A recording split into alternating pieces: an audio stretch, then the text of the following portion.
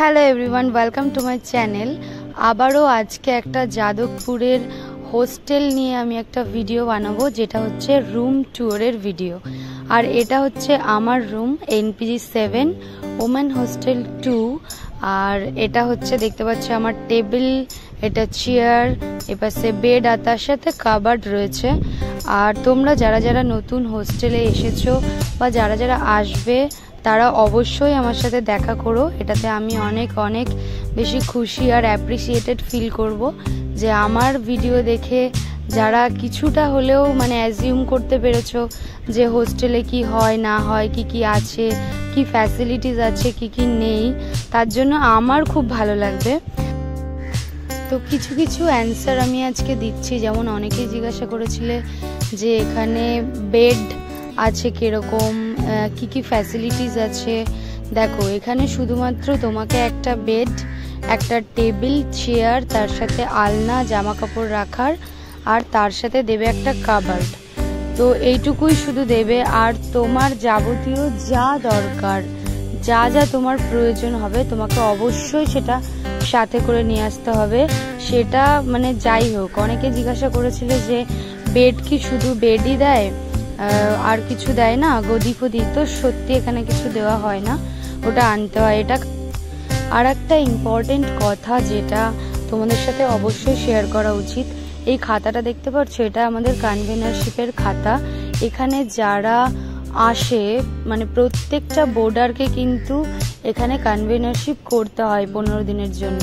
তো আমার রুমমেটের এখন কনভেনারশিপ চলছে, আমি ভাবলাম যে তোমাদের সাথেও একটু শেয়ার করে দেওয়া যাক ব্যাপারটা।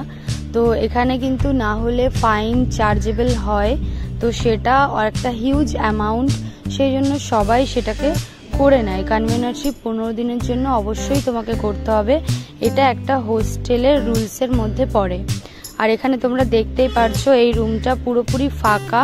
তো আমি ভাবলাম এই রুমটা দিয়ে তোমাদের বোঝানো যাক।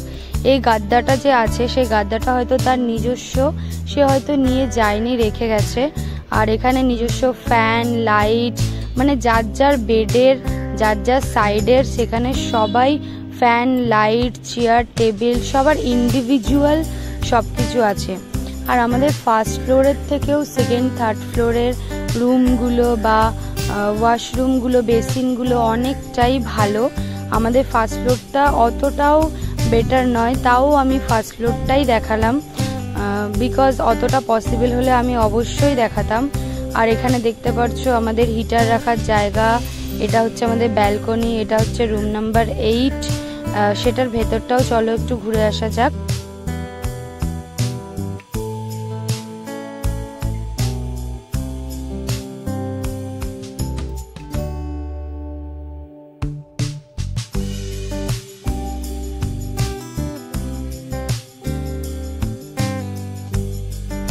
হোস্টেলে থাকার মধ্যে যেটা সব থেকে বেশি বা বড় ফ্যাসিলিটি, সেটা হচ্ছে আমাদের এখানে রান্না করে খেতে হয় না, আমাদের দুবার এখানে মিল দেওয়া হয়।